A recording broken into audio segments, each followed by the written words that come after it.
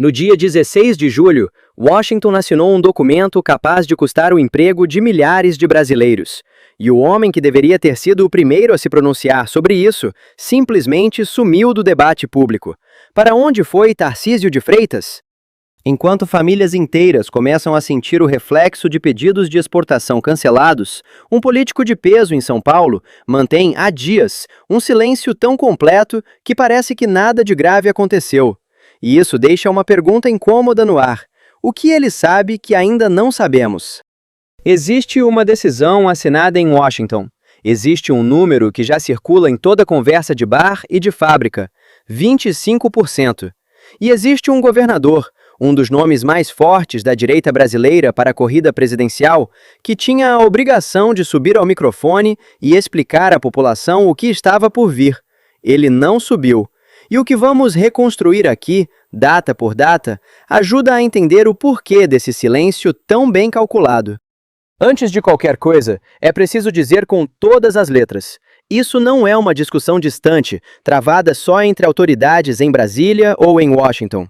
Isso é o preço do arroz na sua mesa, é a aposentadoria que mal fecha o mês, é o emprego do seu filho ou do seu neto numa fábrica voltada para a exportação.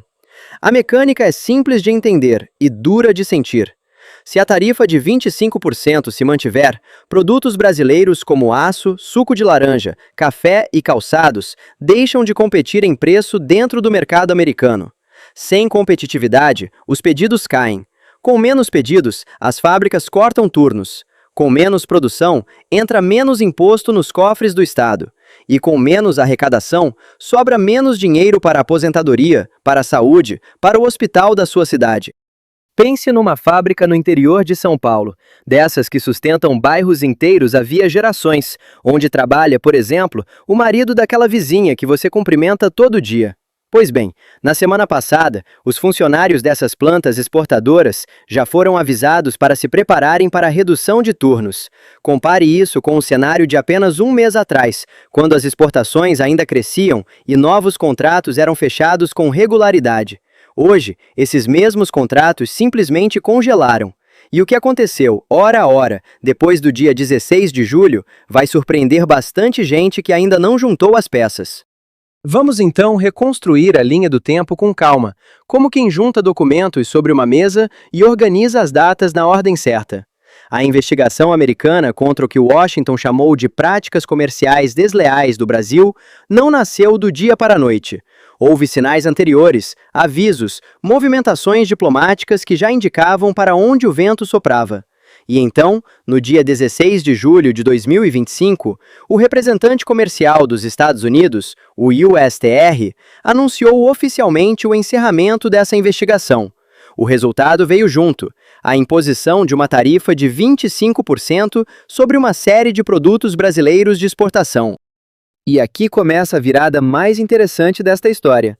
A partir daquele anúncio, o relógio começou a correr e passaram-se horas, depois dias inteiros, sem que Tarcísio de Freitas dissesse uma única palavra em público sobre um golpe que atinge diretamente a economia do estado que ele governa. O contraste chama a atenção. Outros governadores se manifestaram, ministros se pronunciaram, representantes do empresariado deram entrevistas, uns com tom de alerta, outros pedindo negociação urgente com os americanos. Só o governador do maior estado do país, justamente o nome mais cotado do campo da direita para disputar a presidência, não disse absolutamente nada. E é importante deixar claro, isso não é um comentário que passou despercebido por acaso. É uma escolha deliberada de ficar calado. E toda escolha, por definição, significa alguma coisa.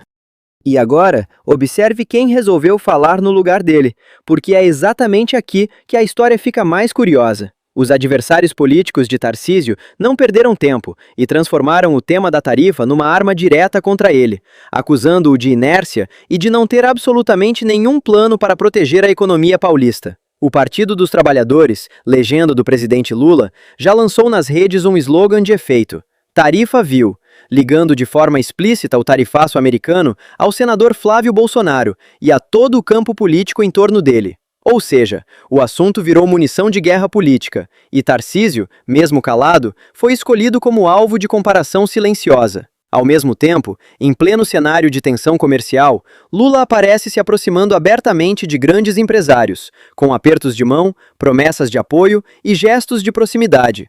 Tudo isso bem às vésperas do período eleitoral. Fica a pergunta para você formar sua própria opinião. Esse silêncio de Tarcísio é a desorientação de quem realmente não tem plano nenhum ou é um cálculo frio para não entrar numa guerra de narrativas que não é dele, enquanto os adversários lucram politicamente em cima do assunto? Aqui só se mostram os fatos. Quem decide quem está jogando a seu próprio favor é quem está assistindo. E as consequências práticas, essas não esperam desfecho político para chegar. Com o aumento de custos para quem exporta, é natural que as empresas tentem compensar as perdas subindo os preços do mercado interno.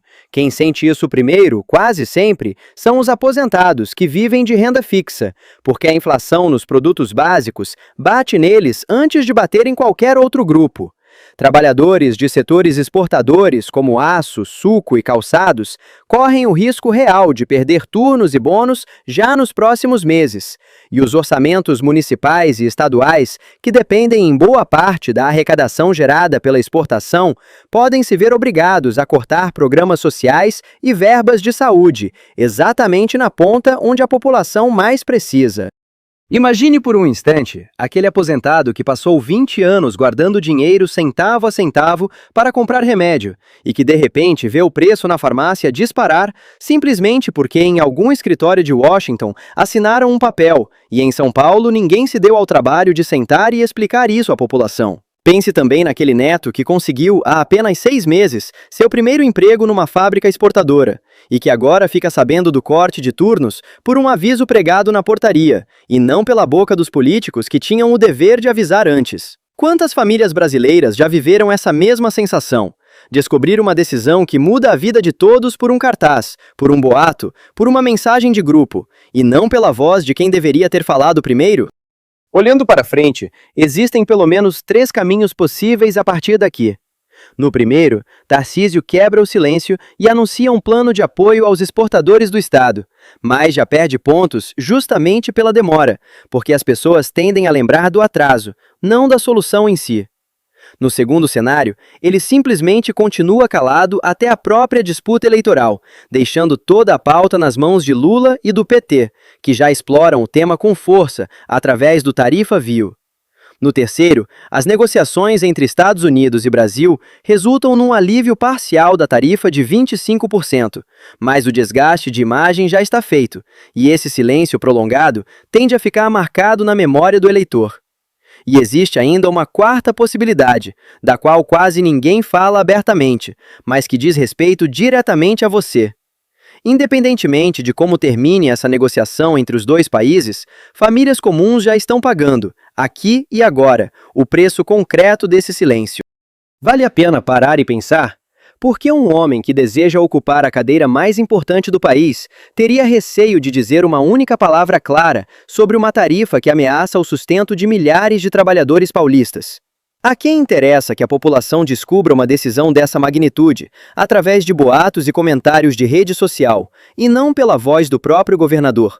E se ele opta por se calar justamente agora, quando o assunto envolve diretamente o seu emprego e o da sua família? O que mais ele preferirá calar quando o tema for ainda mais delicado? Isso é coincidência ou é estratégia?